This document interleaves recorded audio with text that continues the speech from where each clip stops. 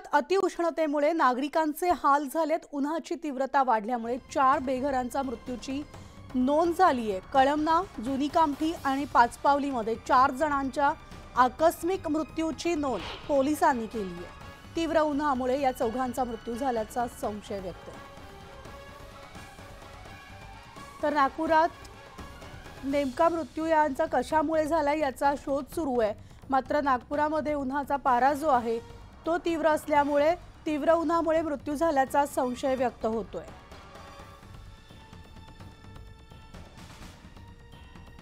तर आमचे प्रतिनिधी उदय तिमांडे आपल्या सोबत आहेत। थेट आपण उदयकडे जाणार आहोत। उदय, गुड मॉर्निंग। मात्र आजची मॉर्निंग जी आहे ती नागपूरकरांसाठी कसं आहे, कारण सूर्य आग ओकताना आपल्याला गेल्या काही दिवसांपासून दिसतोय।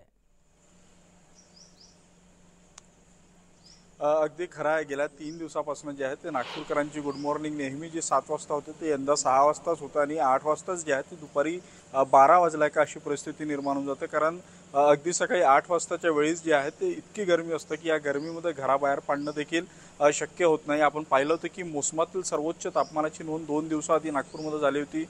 45.6 म्हणजे जवळजवळ 46 डिग्रीपर्यंत हा पारा गेला होता आणि पुढले 3 दिवस जे आहेत ते हवामान खात्यानं विदर्भाला जो आहे तो येलो अलर्ट दिलेला। त्यामुळे ही गरमी जी आहे ते पुढले 2 दिवस कायम राहील अशी अपेक्षा जी आहे ती हवामान खात्यानं व्यक्त केलेली आहे। परवाच्या तुलनेत काल थोडा बहुत जो आहे तो दिलासा मिळाला होता, कारण पारा 1 डिग्रीना घसरून तो 45 डिग्रीपर्यंत आला होता। मात्र दिवसभर ही जी रखरखती ऊन आहे यामुळे जे आहे ते नागरिकांच्या अंगाची लाहीलाही होतं आणि आता या सगळ्या गरमीमुळे जे आहे ते त्याचे साईड इफेक्ट देखील आता विदर्भात जाणवायला लागलेला आहे। काल पर्यंत जे आहे ते गेल्या 8 दिवसांमध्ये 4 बेघरांचा मृत्यू जो आहे तो झालेला आहे आणि जी माहिती मिळते त्यानुसार या वाढत्या उकाड्यामुळे या गरमीमुळेच त्या 4 बेघरांचा मृत्यू झाल्याची शक्यता देखील आहे। अर्थात त्याचा मेडिकल रिपोर्ट आल्यानंतरच तो मृत्यू कशामुळे झाला हे स्पष्ट होईल। मात्र बेघरांचा मृत्यू झाल्यामुळे तो या उन्हामुळे झाला असेल अशी शक्यता जी आहे ती व्यक्त केली जात आहे। वाढत्या उन्हामुळे जे आहे ते आता आरोग्य यंत्रणा अलर्टवर आलेली आहे आणि प्रत्येक जिल्ह्यातले जे काही